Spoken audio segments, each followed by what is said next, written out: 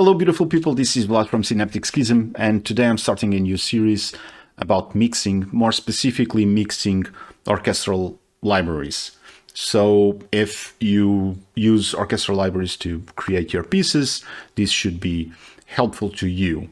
This is not an in-depth guide with every little thing about orchestral library mixing, but it is a 101, an introduction on how to make decent sounding libraries to sound good and ready for whatever you want to do with them.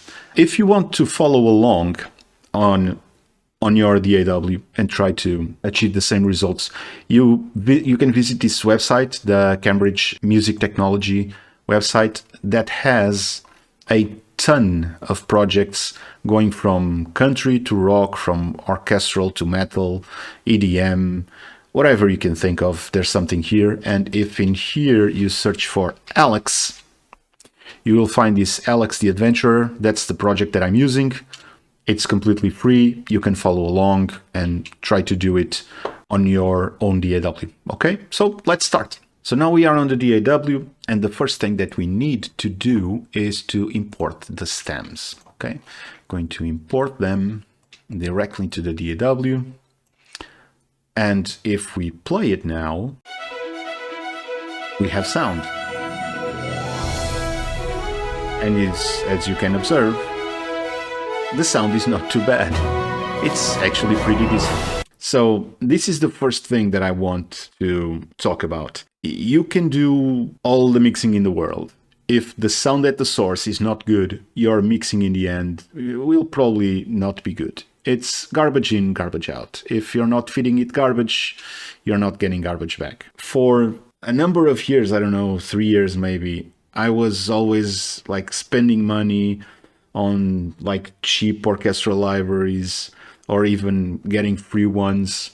And the truth is, until I spent some money in decent sounding orchestral libraries, I didn't really get the results that I wanted. That's the honest truth. Don't spend money on plugins, spend money on the orchestral libraries, because it will make a difference, okay? So like everything related with mixing and so on, the source has to be good. So get a good source. That's number one thing. Now, regarding the DAW invisibility, what I'm going to do, I'm going to increase this. The objective here is to have a good visibility of where the sound is. This doesn't change the sound at all, but I just want to see like where the sound is in each of the tracks. Now, to start doing all of this, so the project is pretty well organized, but importing it into the DAW never puts it in the correct order. And now it is. So let's start organizing this. So bass drum down to triangles and chimes. I'm going to add all of this to a folder.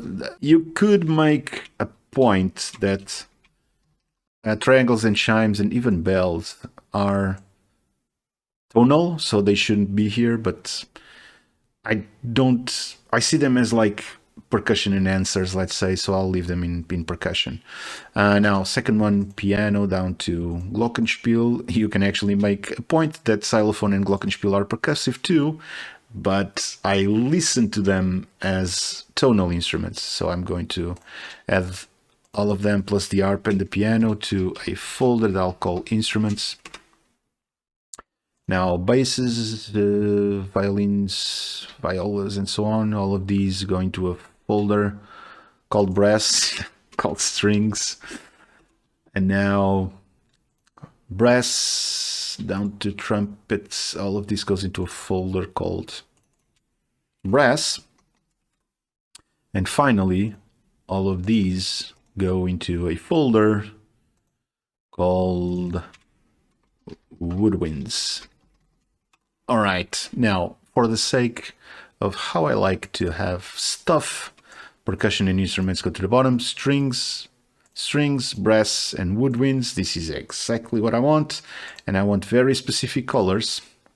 Obviously, you don't have to do this, but I find that it helps me quite a lot to be able to differentiate all of these pretty colors. So a blue here and a more like this here. All right, so now we have all the instruments in their instrument families, groups, whatever you want to call them. And what I'm going to do next is I'm going to add bus channels to all of these. If you are using Reaper or many other DAWs, what you will find is that you don't need to do this step. So having a folder or a bus channel is exactly the same thing. There's a one-to-one relationship, but as you can see here, if I expand strings, let me show you the mixer.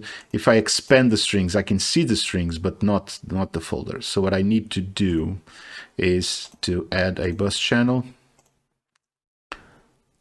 Add a bus channel to brass, add a bus channel to woodwinds, and also add bus channel to percussion, and finally to instruments.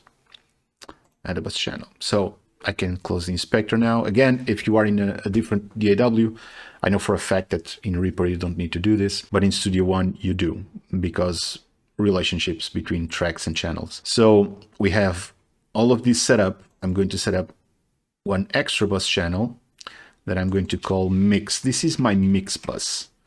And if you see the strings, so all of the strings are now pointing to, so their output is this bus channel, right? This is what we want. We want all the strings to coalesce to a strings bus.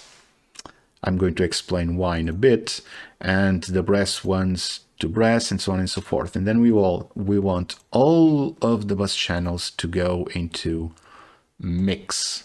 Mix goes into main, which is this fellow over here.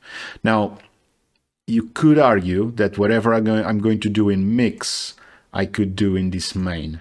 That is 100% true. I just prefer to do it this way, to have a mix bus here and leave these two channels alone. I don't want to touch them at all. Okay, so we have our session set up, and if I did everything correctly and I press play,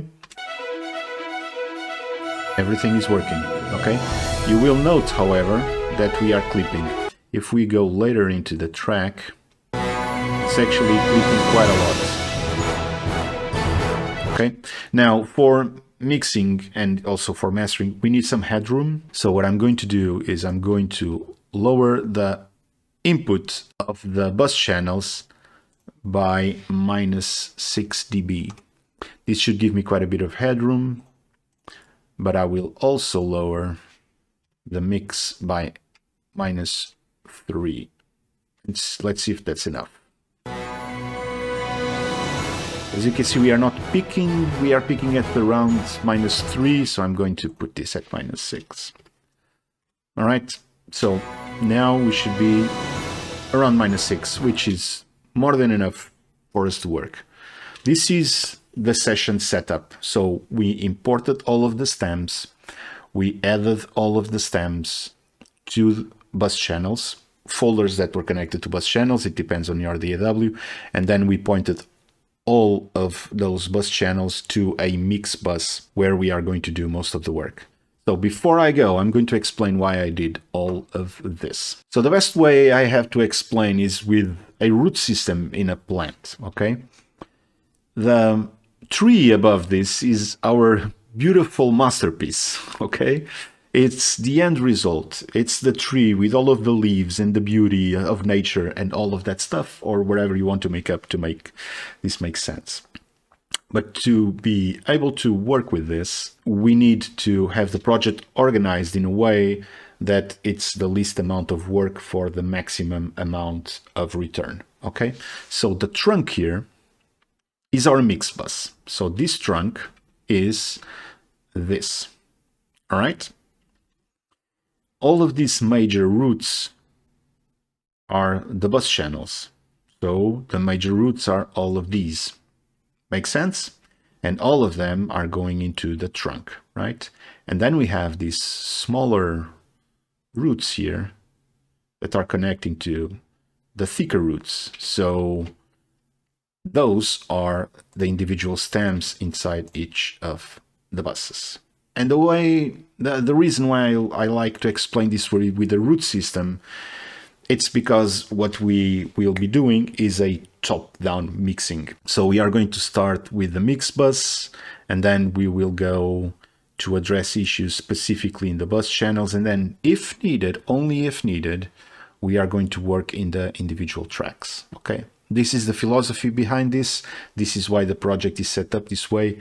Even if we were not doing top-down mixing, we should also set it up like this, but it's easier to explain why we are doing this if I explain the philosophy behind it. Okay, so I hope that this was helpful. We have the project set up. Next, we are going to start listening to everything and see what is it that we need to do. Okay, so until the next episode, bye-bye.